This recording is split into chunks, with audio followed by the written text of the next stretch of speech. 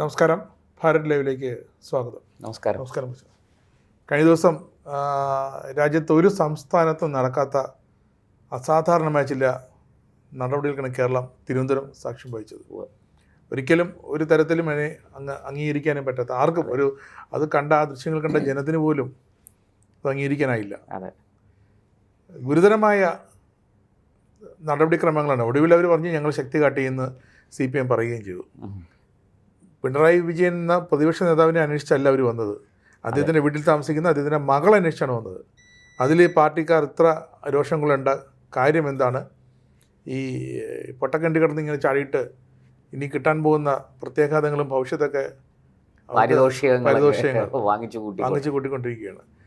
SFIയുടെ റിപ്പോർട്ടും ഇതാ വന്നിരിക്കുന്നു അല്ലേ, മാധ്യമങ്ങളിലൂടെ പുറത്തു വന്നു. അതെ, അത് ഷോൺ ജോർജ് ആണ് ആ റിപ്പോർട്ടിന് വേണ്ടി കേന്ദ്ര ഏജൻസിയെ സമീപിച്ചതും. SFI ഒടുവിൽ ഇന്റീരിയം അതുവരെ തടസ്സപ്പെടുത്താൻ ഒരുപാട് ശ്രമം നടത്തി. ഇന്റീരിയം പൂർണ്ണമായിട്ടും ഈ SFIയുടെ അന്വേഷണ റിപ്പോർട്ട് പൂർണ്ണമായിട്ടും പുറത്തു വന്നു എന്ന് ഞാൻ കരുതുന്നില്ല. ഭാഗികമായി ഒരുപാട് വിവരങ്ങൾ പുറത്തു. അതെ, കാരണം പരാതിക്കാരൻ എന്തായാലും എൻ്റെ ഒരു കോപ്പി കിട്ടണമല്ലോ. അതെ, എന്തായാലും ഒരു അഭിഭാഷകൻ എന്ന നിലയിൽ ഷോൺ ജോർജിൻ്റെ ഒരു നേട്ടം തന്നെയാണ് ഇത് ഇതുവരെ കൊണ്ടെത്തിച്ചത്. ഇന്നലെ നടന്ന അറസ്റ്റിലേക്ക് ഒരു പൊതുപ്രവർത്തകൻ എന്നുള്ള നിലയ്ക്ക് ഷോൺ ജോർജിന്റെ വിജയം തന്നെയാണ് ഇതുവരെ ഉണ്ടായിരിക്കുന്നത്. എന്താണ് SFIയുടെ? അത് വളരെ വിശദമായിട്ട് പറയേണ്ട ഒരുപാട് കാര്യങ്ങൾ അതിനകത്തുണ്ട്. ഒന്നാമത്തെ കാര്യം, ഈ എല്ലാവരും 1,72,00,000 രൂപയുടെ ഒരു കണക്കാണ് പറയുന്നത് അല്ലേ.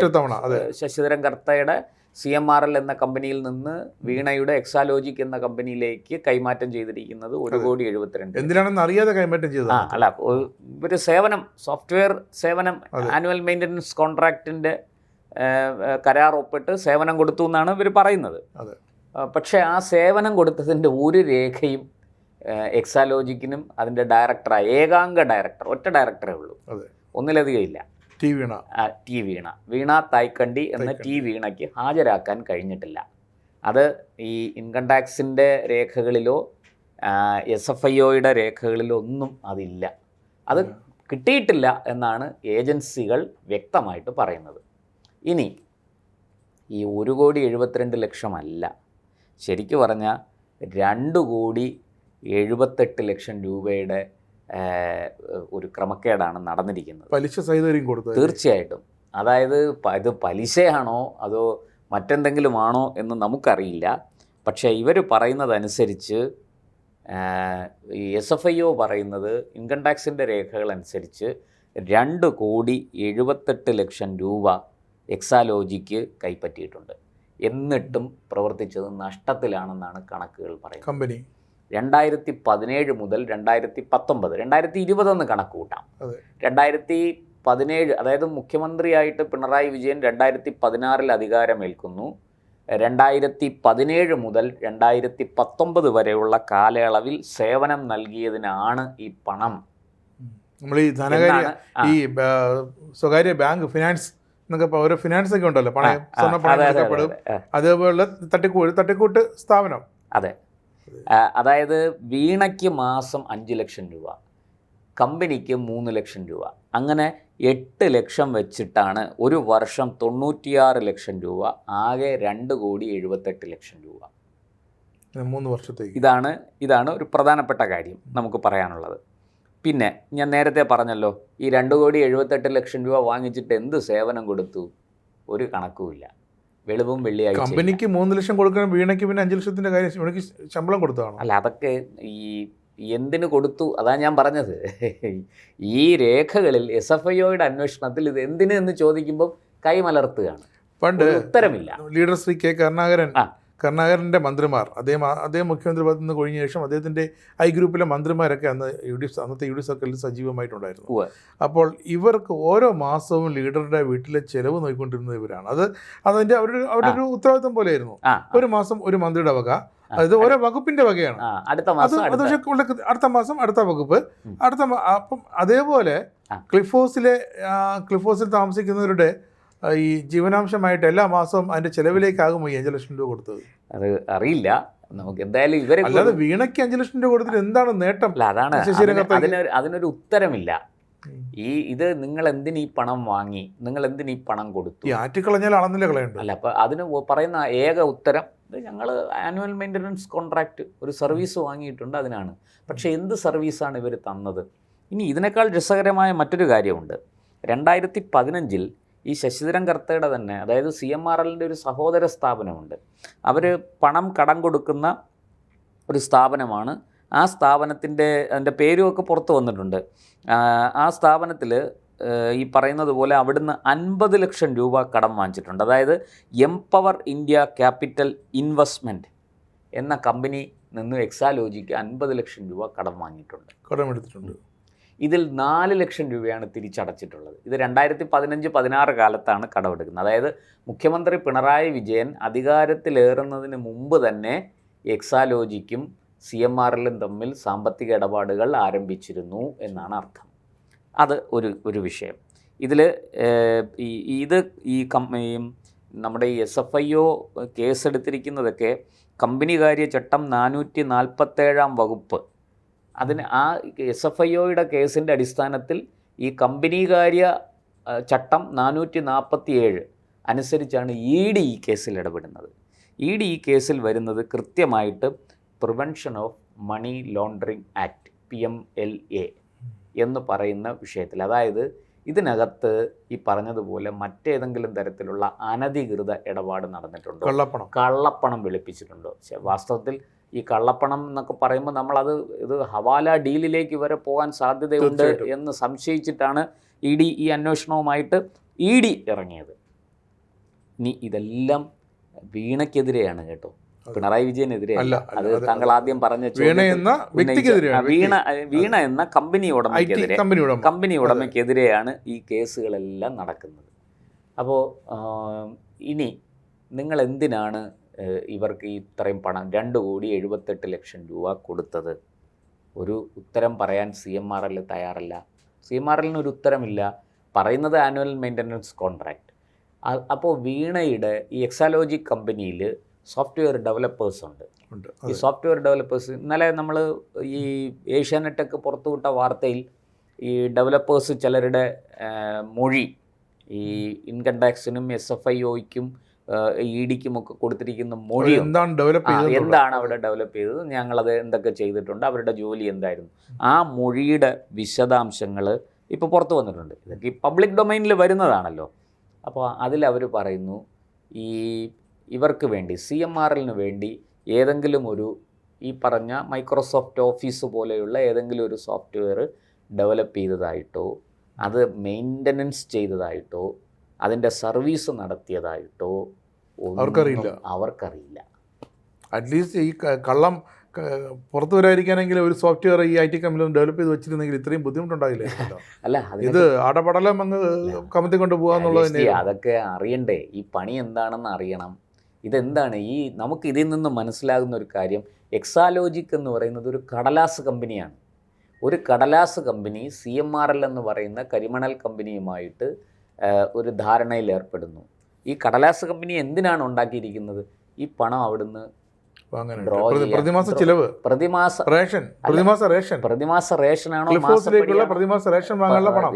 മാസപ്പടിയാണോ റേഷനാണോ എന്നൊക്കെ ഉള്ളത് രണ്ടാമത്തെ കാര്യം. ഈ കൃത്യമായിട്ട് ഈ കമ്പനി ഫോം ചെയ്തത് ഇതൊരു കടലാസ് കമ്പനിയാണ്. ഈ പറഞ്ഞതുപോലെ അവിടുന്ന് പണം ഇങ്ങോട്ടേക്ക് വരുത്താം, അതായത് വിവിധ അക്കൗണ്ടുകളിൽ നിന്ന് പണം ഇങ്ങോട്ടേക്ക് കൊണ്ടുപോകും. മുഹമ്മദ് റിയാസ് MLA വിവാഹം കഴിക്കുന്നത് അതിനുശേഷമാണല്ലോ. അതിനുശേഷമാണ്. അപ്പോൾ പിന്നെ മുഹമ്മദ് റിയാസ് ഉണ്ടുറങ്ങുന്നത് നമുക്ക് ഈ പണം കൊണ്ടാകാം ആ വീട്ടിൽ. അല്ല, മുഹമ്മദ് റിയാസ് ഞാനിപ്പോൾ ആ വിഷയത്തിലേക്ക് പോകുന്നു. കാരണം റിയാസിന്റെ കോഴിക്കോട്ടെ അതിനകത്ത് അതൊരു പ്രധാനപ്പെട്ട കാര്യം. കാരണം നമ്മൾ മനസ്സിലാക്കേണ്ട ഇവിടെ പിണറായിയെ വേട്ടയാടുന്നു. ഈ വീണ തായ്ക്കണ്ടി നടത്തിയ സാമ്പത്തിക ക്രമക്കേടിന് അവർ താമസിക്കുന്ന വീട്, അവരുടെ അച്ഛൻ കൂടെ ഉണ്ട് എന്നുള്ളതൊരു വിഷയമല്ല. അവരുടെ ഭർത്താവിൻ്റെ വീട്, ഭർത്താവിൻ്റെ അച്ഛനമ്മമാർ താമസിക്കുന്ന വീട്, ഇതൊക്കെയാണ് ഈ റെയ്ഡ് ചെയ്തിരിക്കുന്നത്. ശബരിമല സ്വർണ്ണക്കുള്ള കേസിൽ ICUവിൽ സ്വകാര്യ അനന്തപുരി എന്ന സ്വകാര്യ ആശുപത്രിയിലെ ICUവിൽ അഡ്മിറ്റ് ചെയ്തിരുന്ന ഗുരുതരമായ അത്യാസന്നത്തിൽ അഡ്മിറ്റ് ചെയ്തിരുന്ന KP ശങ്കരദാസ് എന്ന പഴയ ബോർഡ് മെമ്പറെയാണ് കോടതി ഉത്തരവ് പ്രകാരം അവിടെ നിന്നും അറസ്റ്റ് ചെയ്ത് മെഡിക്കൽ കോളേജിലെ ICU യൂണിറ്റിലേക്ക് നടന്നുപോയി. പക്ഷേ ഇത്ര ക്രിട്ടിക്കലായ ഒരു വ്യക്തിയോട് പോലും നിയമം കാണിക്കുന്ന പരിഗണന ഒരു പരിഗണന ഇല്ലെന്ന് വെക്കാം. അപ്പൊ പിന്നെ പിണറായി വിജയന് മാത്രം എന്താണ് ഈ പരിഗണന? ഇത് പിണറായി വിജയനുള്ള പരിഗണനയല്ല, ഇത് പിണറായി വിജയൻ മകളെ രക്ഷിക്കാൻ വേണ്ടി നടത്തുന്ന ഒരു നാടകമാണ്. ഇത് പാർട്ടിക്കാർ അറിയുന്നില്ല. ഇത് പാർട്ടിക്കാർക്ക് അറിയാം, പാർട്ടിക്കാർക്ക് അറിഞ്ഞുകൂടായികയൊന്നുമില്ല. പുറത്ത് അല്ല, പക്ഷേ ഇവിടെ വീണയെ രക്ഷിച്ചേ പറ്റൂ. കാരണം എന്താണെന്ന് വെച്ചാൽ ഈ ക്രമക്കേടുകൾ മുഴുവനും നടത്തിയിരിക്കുന്നത് നിങ്ങൾ ഒന്ന് ആലോചിച്ച് നോക്കൂ രാജേഷ് ജി. വീണ ഒരു കമ്പനി നടത്തുന്നു, അതിന് ഈ പറഞ്ഞതുപോലെ ആനുവൽ മെയിൻ്റനൻസ് കോൺട്രാക്റ്റോ എന്ത് സേവനം വേണമെങ്കിലും ആവട്ടെ അവർ കൊടുക്കുന്നു, അതിന് പണം വാങ്ങുന്നു, ഒരു ബിസിനസ്സാണ്. ആ ബിസിനസ്സിൽ ഇവർ വേറൊരു വലിയ അബദ്ധം കാണിച്ചു കേട്ടോ. ഈ സംഭവം എന്ത് സേവനമാണ് കൊടുത്തതെന്ന് തെളിയിക്കാൻ പറ്റിയില്ലെങ്കിൽ ഇവർ കിട്ടിയ പണത്തിന് ടാക്സ് കൊണ്ടുപോയി അടച്ചു. അതായത് ഇത് കള്ളപ്പണമല്ല എന്ന് തെളിയിക്കാൻ ചെയ്ത പണിയാണ്. അത് കൂനിന്മേൽ കുരുക്കായി. അതായത് ഇവർ ഈ പണം വാങ്ങിയെന്നും മറ്റത് ഇല്ല, അത് ഈ പറഞ്ഞതുപോലെ ഏതെങ്കിലും തരത്തിൽ അല്ല അവരെഴുതി വെച്ചാണെന്ന് പറഞ്ഞാൽ ഏതെങ്കിലും മറ്റെന്തെങ്കിലുമൊക്കെ കാരണം പറഞ്ഞിരുന്നെങ്കിൽ ശരി. ഇതിനെ വെളുപ്പിക്കാൻ വേണ്ടിയിട്ട് ഇത് അപ്പോൾ ഈ പണം നിയമവിധേയം അപ്പോഴാണ് EDക്ക് കൂടുതൽ ഇതിനകത്ത് ഇടപെടാൻ സൗകര്യമായത്. കാരണം കർത്ത കൊടുത്ത ടാക്സബിൾ എമൗണ്ട് ആണ്. കർത്തയുടെ അക്കൗണ്ടിൽ നിന്ന് കൊടുത്തിരിക്കുന്നത്. കർത്തയുടെ അക്കൗണ്ടിൽ നിന്ന് ബാങ്ക് വഴിയാണ്, പെട്ടി വഴിയല്ല. പെട്ടി തുറന്നല്ല കൊടുത്തത്, അല്ലല്ല. സൂട്ട്കേസ് തുറന്നല്ല. അപ്പോൾ അത് അക്കൗണ്ടബിൾ മണിയാണ്. സൂട്ട്കേസ് തുറന്ന് പച്ച നോട്ടുകൾ എണ്ണി കൊടുത്തതല്ല, ത്രൂ അക്കൗണ്ട് ആണ്, അക്കൗണ്ട് ട്രാൻസ്ഫർ ആണ്. അപ്പോൾ ഇതിനെല്ലാം കൃത്യമായ തെളിവുകളുണ്ട്. അപ്പോൾ എന്തിനിങ്ങനെ ചെയ്തു? ഇതാണ് ഈ ചോദ്യമാണ് ഇവിടെ ഉയരുന്നത്. അതിനാണ് ഉത്തരം കിട്ടേണ്ടത്. ED അതിന് ഉത്തരം കിട്ടാതെ പോകില്ല.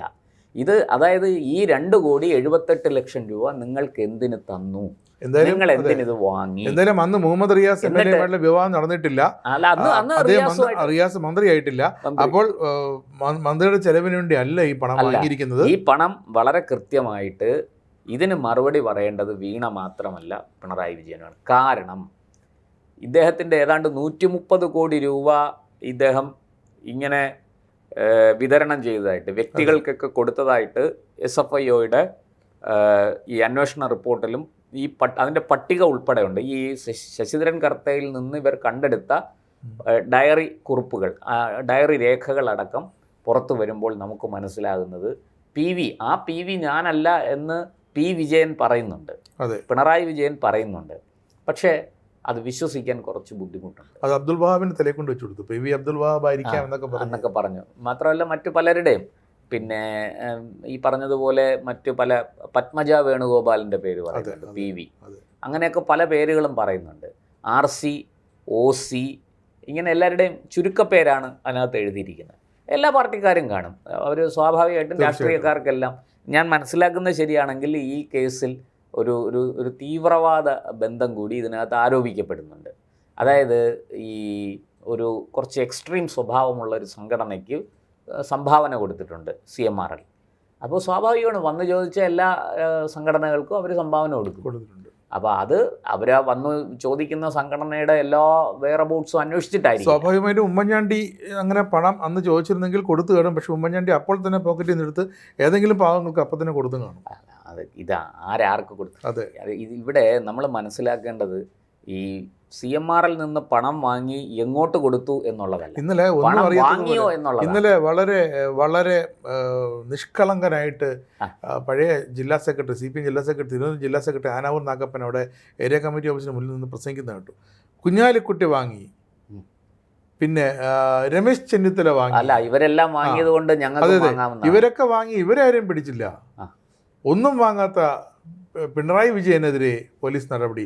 പിണറായി വിജയന്റെ മകളെ തിരക്കിയാണ് വന്നതെന്നുള്ളത് ഇവർക്കറിയില്ലേ? ഇവരെന്നിട്ടും ഒരു പിണറായി വിജയൻ എന്ന ഐക്കണിൽ പിടിച്ചുകൊണ്ട് ഈ പിണറായി വിജയനെ തൊട്ടാൽ വിവരമറിയും, പിണറായി വിജയനെ തൊട്ടാൽ തീക്കളി, അക്കളി ഇക്കളി തീക്കളി എന്നൊക്കെ പറഞ്ഞിട്ട് പിണറായി വിജയനെ സെൻറ്റർ ആക്കിക്കൊണ്ടായിരുന്നു ഇന്നലത്തെ ആ നാടകം, യുദ്ധം, ഇത് മൊത്തം. അല്ല, അതൊരു തന്ത്രമാണ്. ഒരു തന്ത്രമാണ്. ഇവിടെ മകളെ രക്ഷിക്കാൻ വേണ്ടിയിട്ട് അച്ഛൻ ഇറങ്ങുന്നു. പക്ഷെ ഒരു കാര്യം ഒന്ന് ആലോചിച്ച് നോക്കൂ, ഈ വീണ തായ്ക്കണ്ടിക്ക് വെറുതെ 1,72,00,000 രൂപ കൊടുക്കാൻ മാത്രം വിഡ്ഢിയാണോ CMRL? മാസം 8 ലക്ഷം രൂപ കുറഞ്ഞത്. അല്ല, ആയിക്കോട്ടെ, എത്ര ലക്ഷമാണെങ്കിലും വെറുതെ ഒരു മാസം 8 ലക്ഷം രൂപ വെച്ച് ജീവനാംശം പോലെ കൊടുക്കുന്നു. അല്ല, അത് ഞാൻ ചോദിക്കുന്ന ആ പണം എത്ര രൂപയാണെങ്കിലും വെറുതെ കൊടുക്കാൻ തലയ്ക്ക് വെളിവില്ലാത്ത എന്താണ് ഇടപാട്? എന്താണ് വീണയും? അപ്പോൾ അതായത് അതിനകത്ത് SFIO പറയുന്ന ഒരു കാര്യം വളരെ ശരിയാണ്. അതായത് ഒരു പ്രമുഖ വ്യക്തിയുടെ മകളായതുകൊണ്ടാണ് വീണയ്ക്ക് ഈ പണം കിട്ടുന്നത്. മകന് കൊടുത്തില്ലല്ലോ. അല്ല, പക്ഷേ മകനുണ്ടല്ലോ വിവേക്. മകൻ ഇങ്ങനൊരു കമ്പനി ഇല്ല. പക്ഷെ മകനും കൊടുക്കാമല്ലോ അങ്ങനെയാണെങ്കിൽ. അല്ല, മകനും കൊടുക്കാം. പക്ഷെ മകൻ ഇങ്ങനൊരു ഇത് ഞാൻ നേരത്തെ പറഞ്ഞില്ലേ, ഈ പണം വന്നിരിക്കുന്നത് വളരെ കൃത്യമായിട്ട് എന്തോ ഒരു കാര്യത്തിന് വേണ്ടിയിട്ടാണ്. വെറുതെ കൊടുത്തതല്ല, ഈ വെറുതെ കൊടുക്കുന്നതല്ല ഈ പണം. ആലപ്പുഴയിലെ കരിമണൽ ഖനനത്തിന് പ്രശ്നബാധിതമായ നമ്മുടെ ആറാട്ടുപുഴ അങ്ങനെയുള്ള ആലപ്പുഴയിലെ ആ പ്രദേശങ്ങളുണ്ടല്ലോ, ആലപ്പുഴയിലേക്ക് നമ്മുടെ സുനാമിയൊക്കെ അടിച്ച് നാശം വന്ന സുനാമിക്ക് മുമ്പുള്ളതായിരുന്നു കരിമണൽ ഖനനത്തിന്റെ വൻ വിവാദം. യു ഡി സർക്കാരിന്റെ കുഞ്ഞാലിക്കുട്ടിയൊക്കെ ഒരുപാട് വെള്ളം കുടിച്ചതാണ്. ആ കരിമണൽ ഖനനത്തിന്റെ വിഷയത്തിൽ വീണ്ടും ആ ഫയൽ കുത്തിപ്പൊക്കി. അത് മുഖ്യമന്ത്രി പിണറായി വിജയനാണ് ഈ കാര്യം പരിസ്ഥിതി വകുപ്പിനോടും ഒക്കെ സംസാരിച്ച് അതിനുള്ള അന്നത്തെ റവന്യൂ മന്ത്രിയോട് ഇടപെട്ടിട്ട് അതിന് അനുമതി നൽകണമെന്ന് അദ്ദേഹം കരിമണൽ ഖനനത്തിന് തീരദേശത്ത് അത് മാത്രമല്ല രാജേഷ് ജി, അന്ന് മറ്റൊരു പ്രധാനപ്പെട്ട വകുപ്പ് കൂടി പിണറായി വിജയൻ കൈകാര്യം ചെയ്യുന്നുണ്ടായിരുന്നു, ഈ പരിസ്ഥിതി വകുപ്പ്. തീർച്ചയായിട്ടും. അതായത് പൊല്യൂഷൻ കൺട്രോൾ ബോർഡിൻ്റെ നിയന്ത്രണം അവർക്കാണ്. ഈ പരിസ്ഥിതി വകുപ്പിൻ്റെ മന്ത്രിയും പിണറായി വിജയനായിരുന്നു. ഇതാണ് അപ്പോൾ വളരെ കൃത്യമായിട്ട് വീണയ്ക്ക് എന്തുകൊണ്ട് 2,78,00,000 രൂപ കിട്ടി? അതിൻ്റെ ഉത്തരം അവിടെയുണ്ട്. അച്ഛൻ പരിസ്ഥിതി വകുപ്പ് കൈകാര്യം ചെയ്യുന്ന മലിനീകരണ നിയന്ത്രണ ബോർഡിൻ്റെ ഉൾപ്പെടെയുള്ള ചുമതലയുള്ള മന്ത്രിയായിരുന്നു. റവന്യൂ CPയുടെ കയ്യിലായതുകൊണ്ടാണ് ആ ഉദ്യമം നടക്കാതെ പോയതും. അച്ഛൻ്റെ കയ്യിൽ പരിസ്ഥിതി ഉണ്ടായിരുന്നെങ്കിലും ഭൂമി വിട്ടുകിട്ടാനായിട്ട് റവന്യൂ വകുപ്പിൻ്റെ കൺകറൻസ് വേണം. അല്ല, അതൊക്കെ രണ്ടാമത്തെ കാര്യം. പക്ഷേ കരിമണൽ ഖനനം ചെയ്തു. കരിമണൽ ഇവിടുന്ന് എത്രയോ വർഷങ്ങളായിട്ട് ഇവരിത് ചെയ്തുകൊണ്ടിരിക്കുന്നതാണ്. അതിന് നമുക്ക് വേറെ തെളിവൊന്നും ആവശ്യമില്ലല്ലോ. ഇല്ലില്ല. അപ്പോൾ പരിസ്ഥിതി വകുപ്പ് കൈകാര്യം ചെയ്യുന്ന മന്ത്രിയുടെ മകൾ എന്ന നിലയ്ക്കാണോ വീണയ്ക്ക് ഈ പണം കിട്ടിയത്?